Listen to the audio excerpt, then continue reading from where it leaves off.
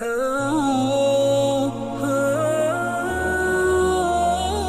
اللہ الرحمن الرحیم۔ السلام علیکم ورحمۃ اللہ وبرکاتہ۔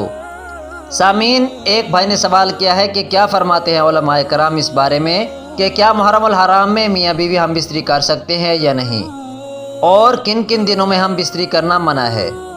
تو اس سے پہلے سامعین، جیسے کہ میں ہر ویڈیو میں آپ لوگوں سے کہتا ہوں کہ اگر آپ کو دینی باتوں سے لگاؤ ہے، اگر آپ دینی ویڈیوز کو سرچ کر رہے ہیں تو پلیز مہربانی میری نہیں بلکہ کسی بھی بھائی کی ویڈیو ہو، کسی بھی دینی ٹاپک کی ویڈیو ہو، اس کو پورا واچ کیا کریں، کیونکہ پورا واچ کرنے سے آپ کو پوری بات سمجھ آئے گی۔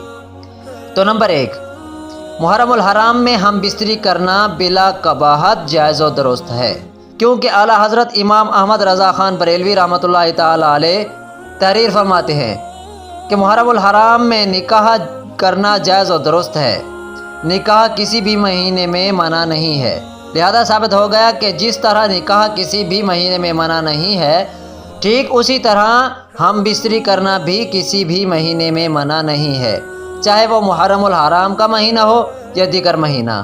نمبر 2، کن کن راتوں میں ہم بستری کرنا منع ہے، اس کی وضاحت کرتے ہوئے امام غزالی رحمۃ اللہ تعالی حدیث تحریر فرماتے ہیں کہ امیر المؤمنین حضرت علی رضی اللہ تعالیٰ عنہ سے روایت ہے کہ ہر مہینے کی چاند رات اور چاند کی 15ویں شب اور چاند کے مہینے کی آخری شب مباشرت کرنا مکروہ ہے۔